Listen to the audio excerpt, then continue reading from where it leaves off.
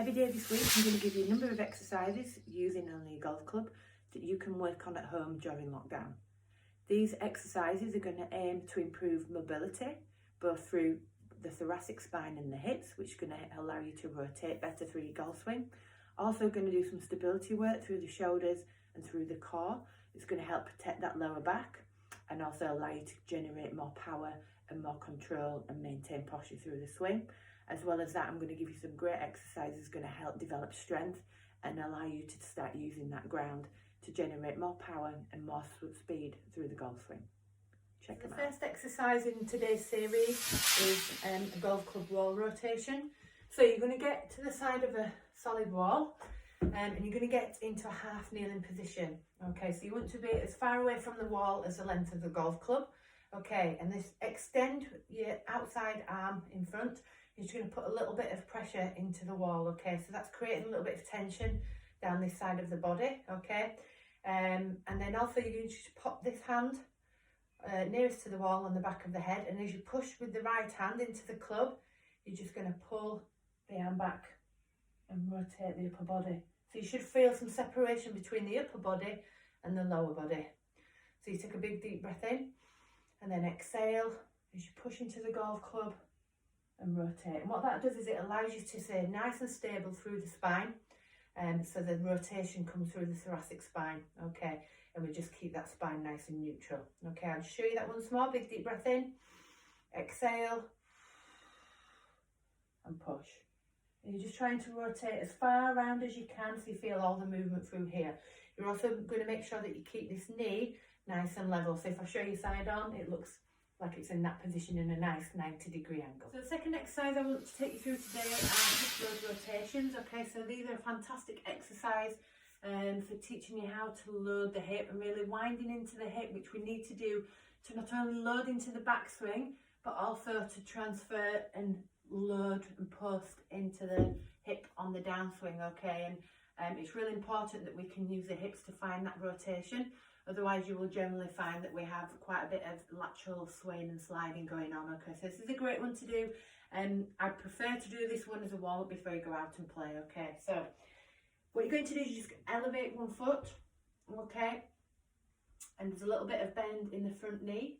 You're going to take the club out in front and you're just going to hinge a little bit from your hip, so your body's a little bit more facing down towards the ground. The rotation is not just going to come from the upper body, it's also going to come from the pelvis as well and the hip. So you're like rotating the pelvis around the hip. So you see that movement that's coming there, and then we're just going to load the hip. Okay, so you're going to take a big deep breath out and you're going to rotate. So the upper body's going and the pelvis is going. There's lots of load through this hip. Feel that load and then back out. Make sure you keep the big toe grounded. Rotate, load, and then back out. Show you that again.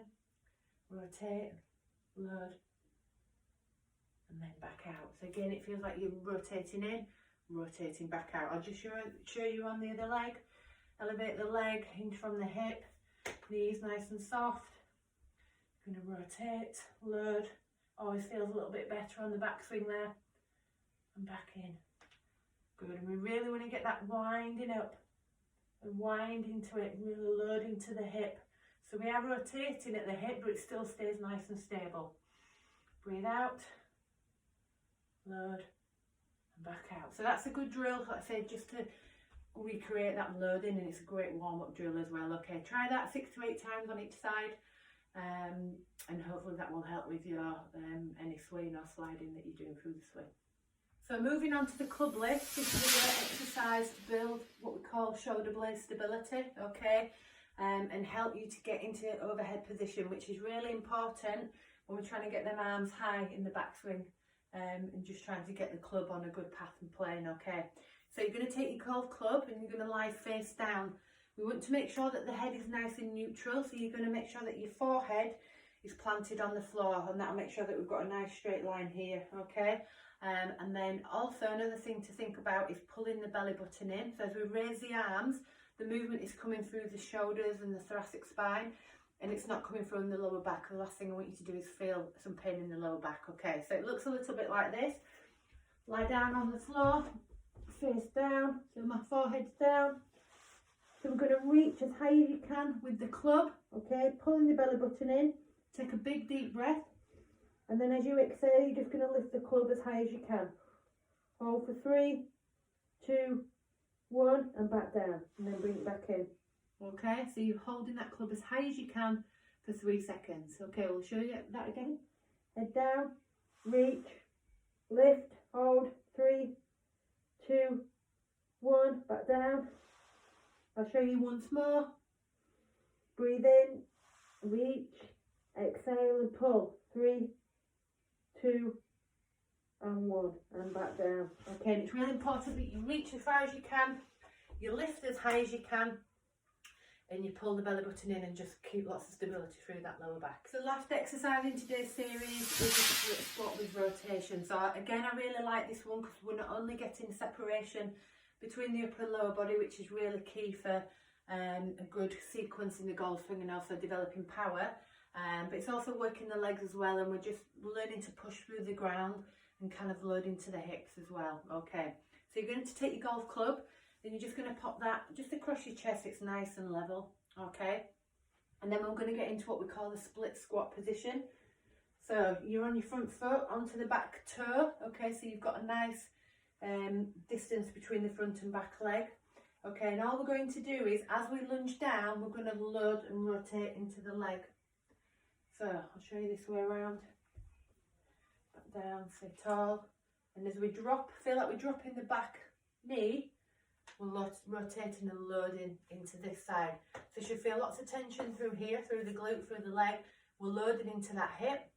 The back knee is just off the floor. Hold for a few seconds, a little bit of tension, and then we're coming back up. And you see there's that rotation as well. So I'll just show you again. I'm just going to lunge in, hold, and push back up. So it's a little bit like a corkscrew. Wind in, wind out. Show you on the other leg. Wind in and wind out. And it's really important that you keep your stability. So nice and controlled. Wind in, wind out.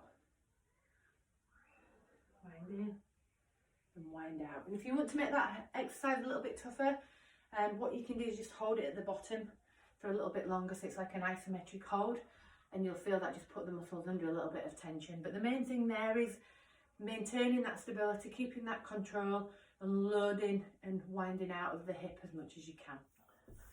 So I hope you enjoyed those exercises and you get quite a bit of benefit out of them. If you do have any questions about any of them, just leave a comment on our YouTube channel and we'll be happy to answer them. We'll be back with our next episode soon, again using a golf club and 4 new exercises for you to work on to help you play better golf.